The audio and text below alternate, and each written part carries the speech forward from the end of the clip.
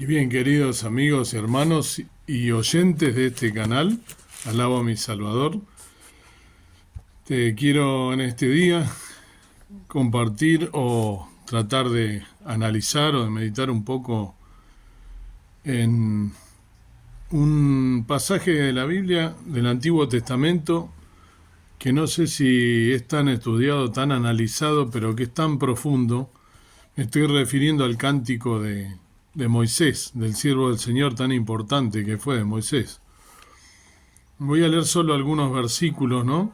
Y a medida que vayamos analizando. Comienza él diciendo: Escuchad cielos y hablaré, y oiga la tierra los dichos de mi boca. Goteará como la lluvia mi doctrina. Destilará como el rocío mi razonamiento, como la llovizna sobre la grama y como las gotas sobre la hierba. Porque el nombre de Jehová invocaré, engrandeced a nuestro Dios. Él es la roca cuya obra es perfecta, porque todos sus caminos son rectitud, Dios de verdad y ninguna iniquidad en él. Es justo y recto. Esta es la primera parte, podríamos decir, de este cántico de Moisés. En primer lugar, tener en cuenta quién es el que está cantando, quién es el que está escribiendo, quién es el que está quizás hasta haciendo una oración, ¿no? Dirigiéndose a Dios, a su pueblo, a nosotros, ¿sí? Y acá en esta parte, ¿no? Tiene como un tono poético, si se quiere, ¿no? Él acude a algunas metáforas al uso en prosa o poético para referirse, ¿no? A la magnificencia de Dios y a como las palabras de la doctrina que iba a dar, por supuesto, de parte de Dios, ¿no? Porque él siempre invocaba el nombre de Dios. Entonces, él dice que iban a gotear como la lluvia, la doctrina. ¿Y cómo gotea la lluvia? La lluvia te moja, ¿no? Moja absolutamente todo. Dice: destilará como el rocío mi razonamiento. Quiere decir que ese rocío, el rocío te llega y te moja todo y te llega a todos lados, ¿eh? Salvo que te estés cubriendo en algún lado. Pero entonces, como la llovizna sobre la grama y como las gotas sobre la hierba, quiere decir que iba a cubrir absolutamente todo, ¿eh? Ese razonamiento que él iba a hacer, lo que él quería expresar, ¿eh? Y siempre, por supuesto, apelando al Señor, porque él, fíjense que a continuación automáticamente dice: porque el nombre de Jehová invocaré. No es que iba a hablar de cualquier tema, iba a hablar de su Dios, de Jehová. Engrandecer a nuestro Dios, dice, y él vuelve a recordar, ¿no? La magnificencia de Dios, la importancia. Él es la roca cuya obra es perfecta, ¿eh? Porque todos sus caminos son rectitud. Él como hace una diferencia, porque fíjense después cuando él comienza a partir, por eso digo la primera parte, porque después empieza ya a hablar acerca del pueblo de Israel, ¿no? De los hijos de Israel, de los descendientes de los primitivos, ¿no? Pueblo de Israel, de los padres de los que estaban ahora viviendo junto a él. Entonces, él por eso hace una separación. Primero engrandece a Dios, y se dedica justamente a preparar el terreno poéticamente como para decir que lo que él iba a decir le iba a llegar a todo el mundo, pero que con referencia a su Dios y engrandecer a su Dios. Este cántico de Moisés de Deuteronomio 32 es profundamente significativo dentro del Pentateuco, dentro de los primeros 5 libros de la Biblia que fueron escritos por este mismo autor, por Moisés, que sirve tanto como un resumen poético y profético de la relación de Israel con Dios.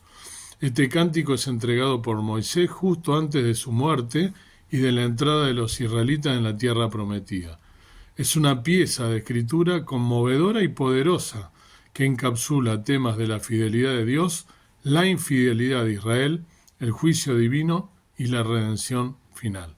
Comprender su significado requiere que profundicemos en su contexto, contenido e implicaciones teológicas. El contexto del Cántico de Moisés es crucial. Después de guiar a los israelitas durante 40 años por el desierto, Moisés se encuentra al borde de la tierra prometida.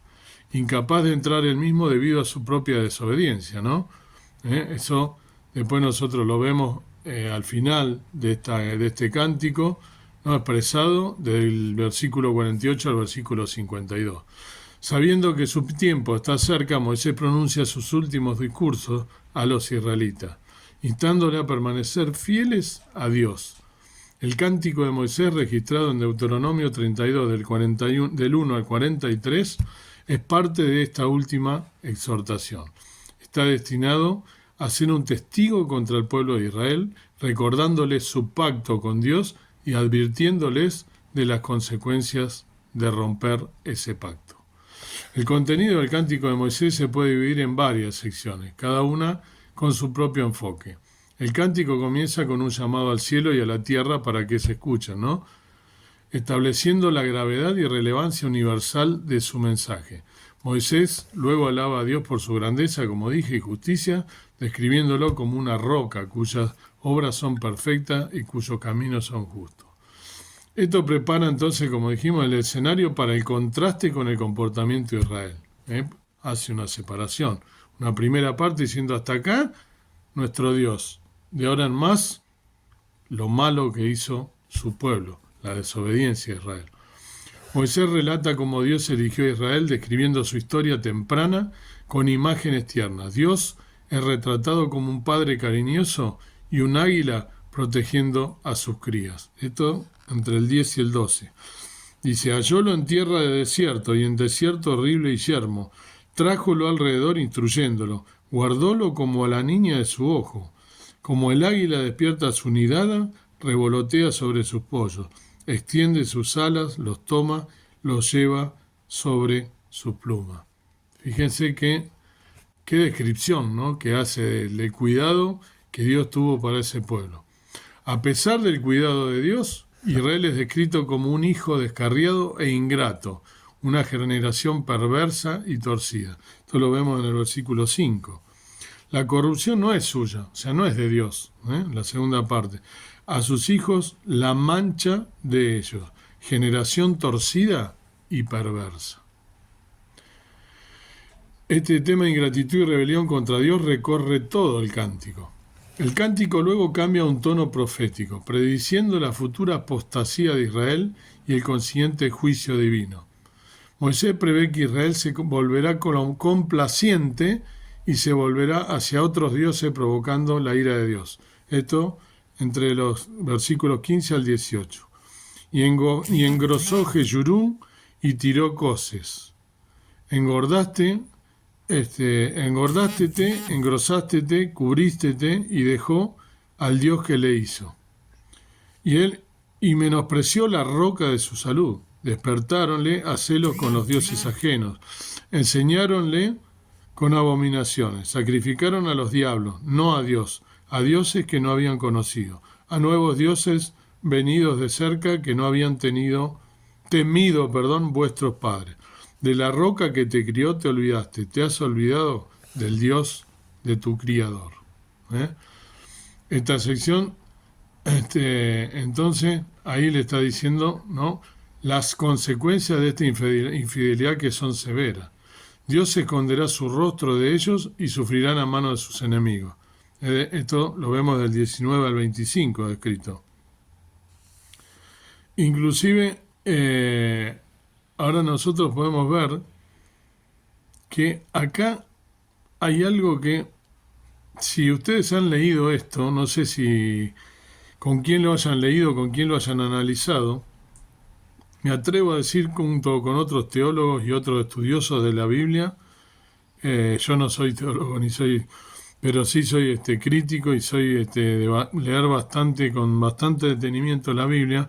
Creo que en otro video lo he dicho. En el versículo 25 está descrito, por eso es profético también, el holocausto. Lo que iba a pasar con el pueblo de Israel y que Dios lo iba a permitir, por supuesto, el holocausto del pueblo israelita. Estoy refiriendo a después de a la Segunda Guerra Mundial, ¿no?, con Hitler, con el nazismo, con la exterminación del pueblo de Israel, con el sionismo, ¿no? Fíjense, acá dice, De fuera desolará la espada, y dentro de las cámaras el espanto, así al mancebo como a la doncella, al que mama como el hombre cano. ¿Qué significa esto? Acá está diciendo clarísimo. Está hablando de la espada porque hay que ubicarse en el contexto de la época en que fue escrito esto. ¿Cuál era el arma que había? La espada. ¿Con qué los mataron a los judíos? Mataron a tiros muchas veces, otras, bueno, acá habla de las cámaras. Fíjense, hablan de las cámaras, ¿no? Y dentro de las cámaras el espanto, son las cámaras de gas. Así, ¿por qué? Porque dice que acá, eso que abarcaban las cámaras, ese espanto, al mancebo, o sea, a la criatura, al chico, valga la redundancia, al de corta edad, como a la doncella, o sea, a la joven, al que mama, al chiquitito, al bebé, como al hombre cano, o sea, al hombre maduro. Qué profética que es la Biblia, y cómo está todo, y cómo nosotros a veces pasamos por alto las cosas, y cómo se atreve gente a negar la palabra de Dios, ¿no? Dije, echaríalos yo del mundo, haría cesar de entre los hombres la memoria de ellos. Fíjense qué profecía, ¿no? Acá. Bien, después. Sin embargo, el cántico de Moisés no termina en una nota de desesperación. También contiene un mensaje de esperanza y redención.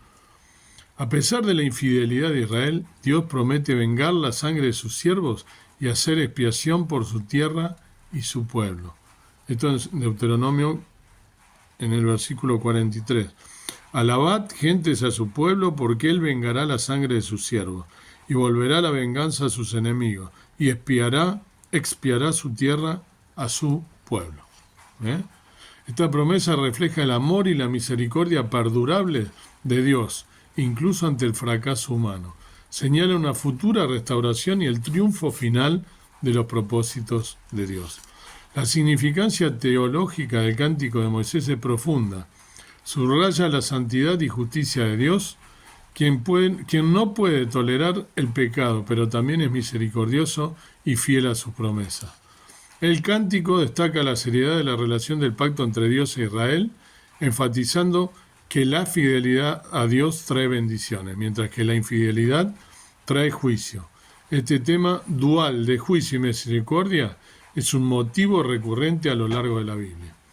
Además, el cántico de Moisés sirve como una advertencia profética y un llamado al arrepentimiento. Está destinado a ser un recordatorio perpetuo para los israelitas de su historia y sus obligaciones bajo el pacto. Al poner el canto en música, Moisés se asegura de que será recordado y recitado por las generaciones futuras, incrustando su mensaje en la memoria colectiva del pueblo. En la narrativa bíblica más amplia, el cántico de Moisés también prefigura el mensaje del Nuevo Testamento de salvación a través de Jesucristo.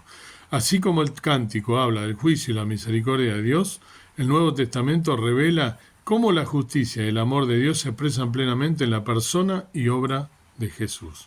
A través de su muerte y resurrección, Jesús cumple la promesa de expiación y restauración insinuada en el cántico de Moisés. El cántico de Moisés también encuentra ecos en otras partes de la Biblia. Por ejemplo, los temas de justicia y misericordia divina se reflejan en los salmos y los libros proféticos. La imagen de Dios como una roca y un protector es un motivo recurrente a lo largo de las Escrituras. En Apocalipsis 15:3, el cántico del siervo de Dios Moisés es cantado por aquellos que han triunfado sobre la bestia, vinculando los temas de Deuteronomio 32 con la victoria final del pueblo de Dios. En conclusión, el cántico de Moisés en Deuteronomio 32 es un pasaje rico y multifacético que encapsula temas clave de la narrativa bíblica. Sirve como un poderoso recordatorio de la fidelidad, justicia y misericordia de Dios, así como de la seriedad de la relación de pacto entre Dios y su pueblo. A través de su lenguaje poético y profético, llama a los israelitas y por extensión a todos los creyentes, a nosotros, a recordar su historia, a arrepentirse de su infidelidad y confiar en la promesa de redención de Dios. Que Dios te bendiga entonces y puedas pensar y meditar en este cántico de Moisés que nos toca tan de cerca. Amado Dios, amado Padre Celestial, con acción de gracia nos acercamos hacia ti por medio de los méritos de nuestro Señor Jesús, que nos salvó en la cruz del Calvario y que tantas veces nos ha tenido paciencia, misericordia, a través de la sangre de Cristo que nos limpia todo pecado. Nos miras y no por nuestros méritos.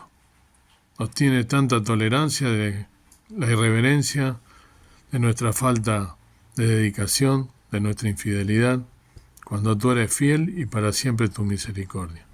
Ayúdanos a comportarnos obedientemente, a comportarnos en santidad, a comportarnos en humildad, a serte fieles hasta que tú vengas. Ayúdanos y guárdanos y que podamos leer las Escrituras, escudriñarlas y serte fieles. En el nombre del Señor Jesús te pedimos todas las cosas agradeciéndote por lo que nos das y también por lo que no nos das. Amén. Que Dios entonces te bendiga, te guarde y que puedas meditar en este cántico tan hermoso de este siervo de Dios.